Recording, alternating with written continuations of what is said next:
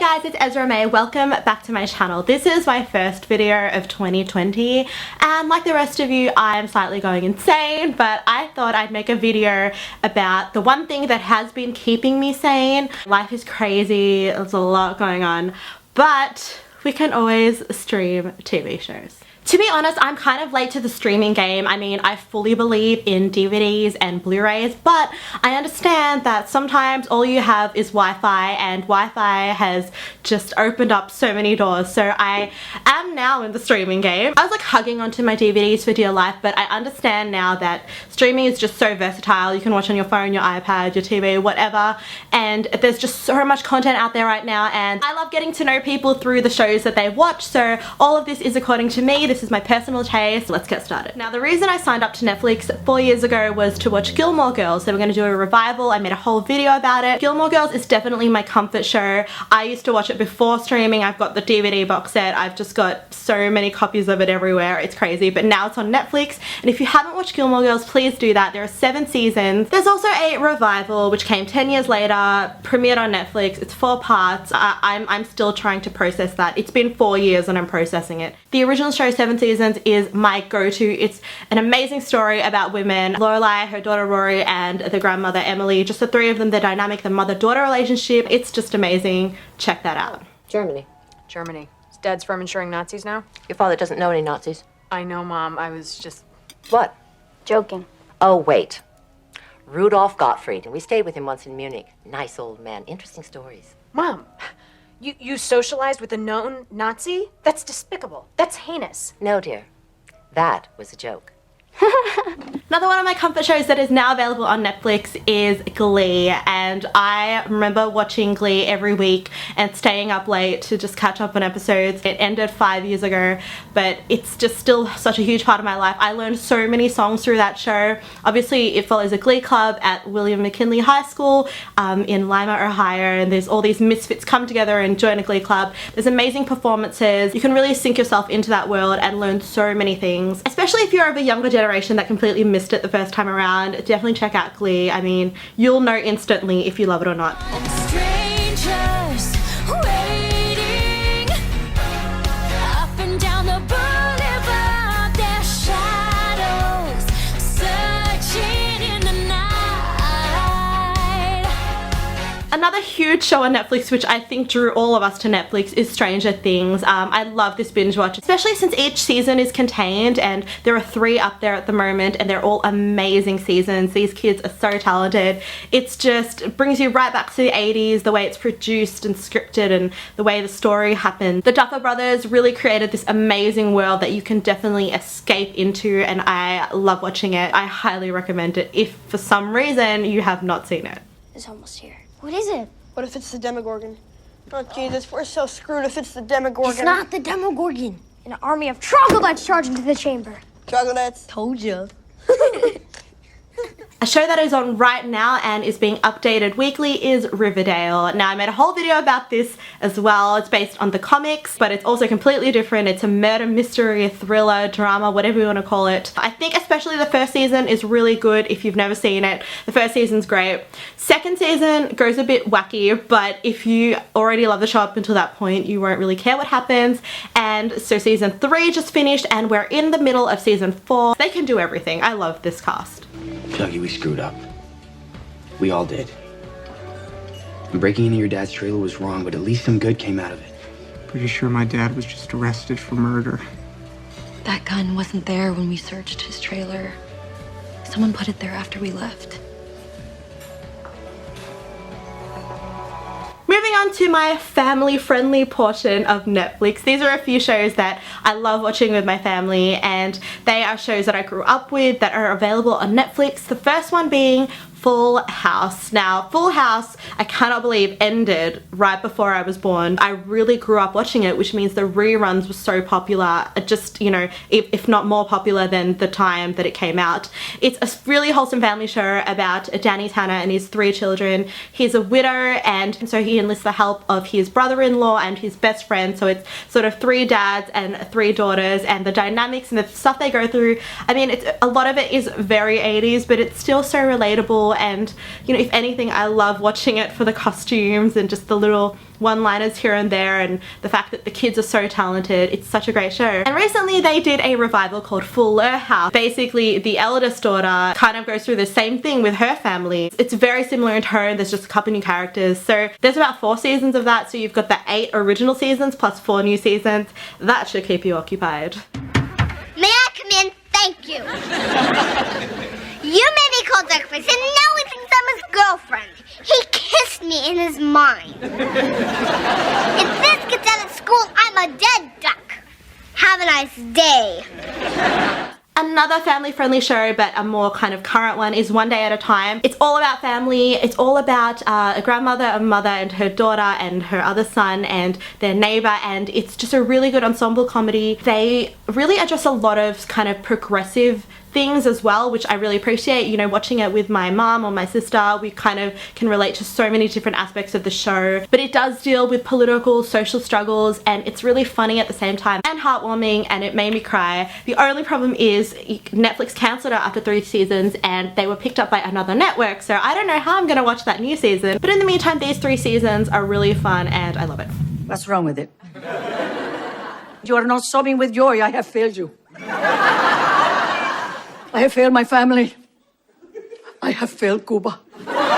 Another show that I love that's on Netflix is A Series of Unfortunate Events. So this series is based on 13 books that are written by Lemony Snicket, which is the code name for Daniel Handler, an amazing author. It follows the lives of 3 orphans who basically go from foster home to foster home and kind of have to deal with a weird world that the adults create around them. And what I loved about the books was it taught me a lot about language, and so seeing that translated to the show is interesting. I mean, the show is obviously different, but I'm glad that they went along with it. It was adapted by Neil Patrick Harris, who plays the lead role, and it's just like mystery and really, really cool costumes and effects, and I just love the whole franchise, so that's definitely a go-to of mine.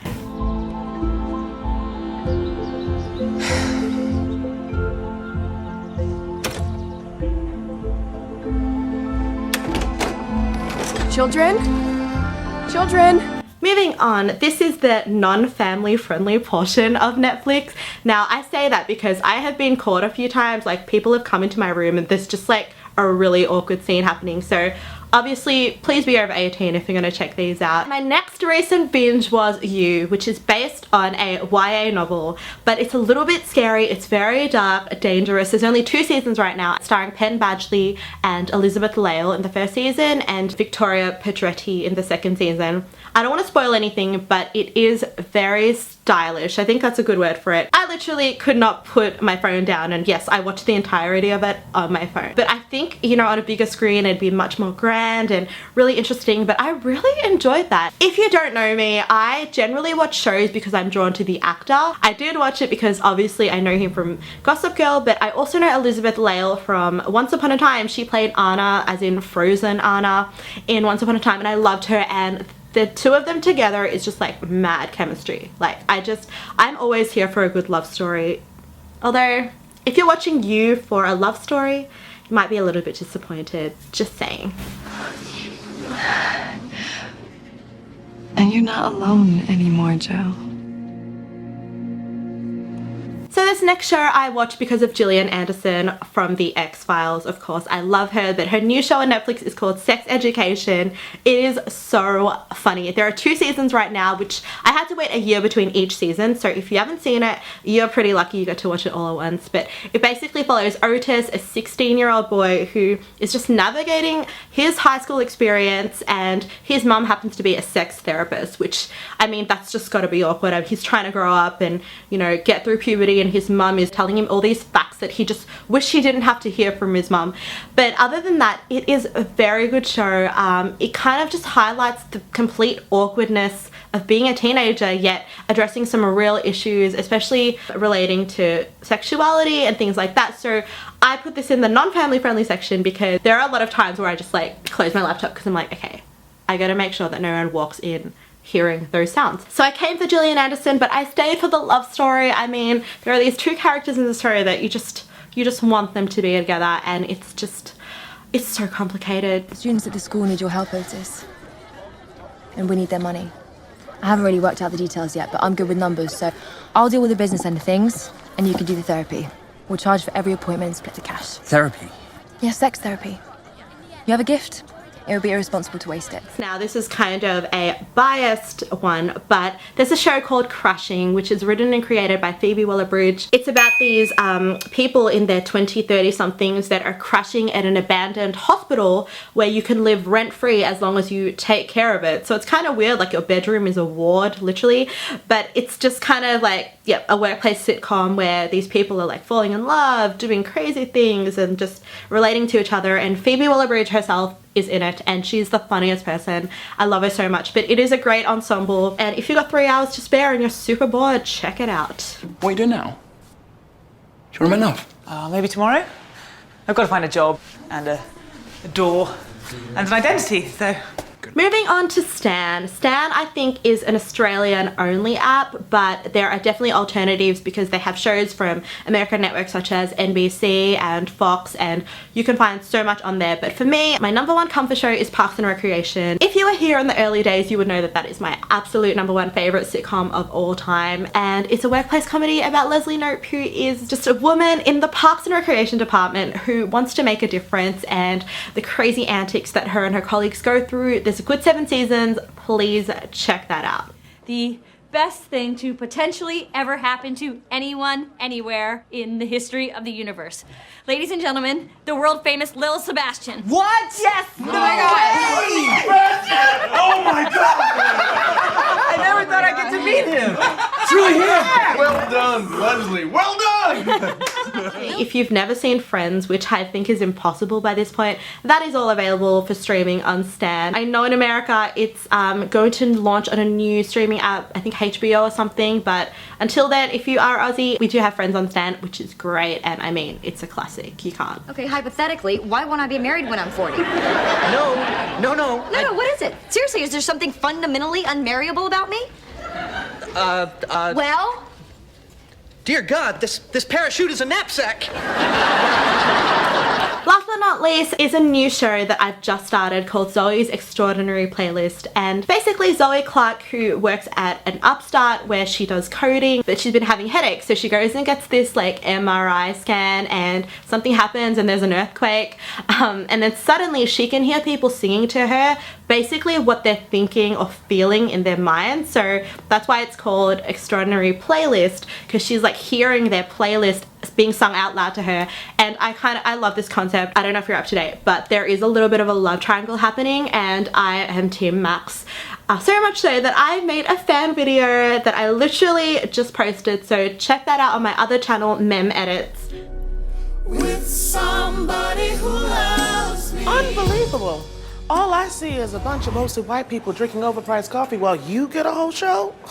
What song is it? I think it's Whitney Houston. You think this power is wasted on you. Last but not least, we are moving on to Amazon Prime. I subscribe to it for one reason and one reason only. That is Fleabag. It's created by Phoebe Waller-Bridge, the same woman who created Crushing, but it is her masterpiece and I love it. It's taken over my life. I don't know if you noticed at the start of this video, but I've got 2 portraits of her behind me and an Andrew Scott magazine and a lot more magazines behind that. Basically, Fleabag is a show about a woman in her late 20-somethings navigating her life after a really terrible thing that happened, which I'm not going to spoil for you, but it is a very, very funny show. It is very quick. It is 2 seasons. Both seasons are very different only because they, you know, the second season wasn't going to happen. The first season is basically based on a play that Phoebe Waller-Bridge did at the Edinburgh Festival in 2013. Those are pictures from the One Woman Show, and I saw it in theatres. It was amazing, and she's adapted it into a short form 6-episode season where you basically meet her, and then as things unravel you realize what it is that she's going through right at the end. So it's kind of like a mystery if you've never seen it before, so I'm not going to spoil it. Season 2 is completely different. It involved a new character, Andrew Scott, as the priest. The minute I saw Phoebe Waller-Bridge host SNL in October last year, I completely fell in love with her, and everything that she touches, she's basically a mastermind at really getting into people's psyche and being able to translate pain into humor and sort of make you think. And a lot of the stuff that you see in her show is left up to interpretation. It's super relatable, great cast of characters, and just all around a really good binge watch, and you could finish both seasons in under 6 hours.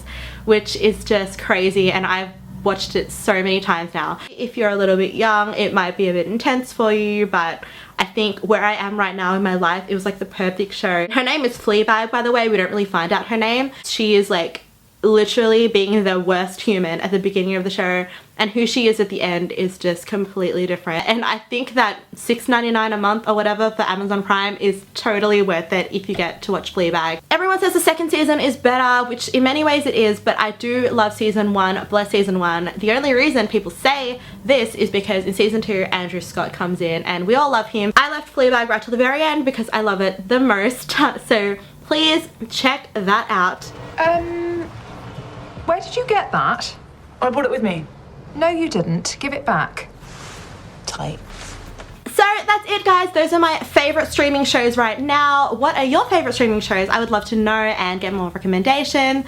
There is still a lot to catch up on. If there are any short binge watches you can recommend, then let me know, because I love kind of finishing a season in a weekend. It's really fun and a perfect form of escapism right now. I love you guys. I hope you're doing the best. Sending love and hugs your way always, and I will see you in my next video. Bye!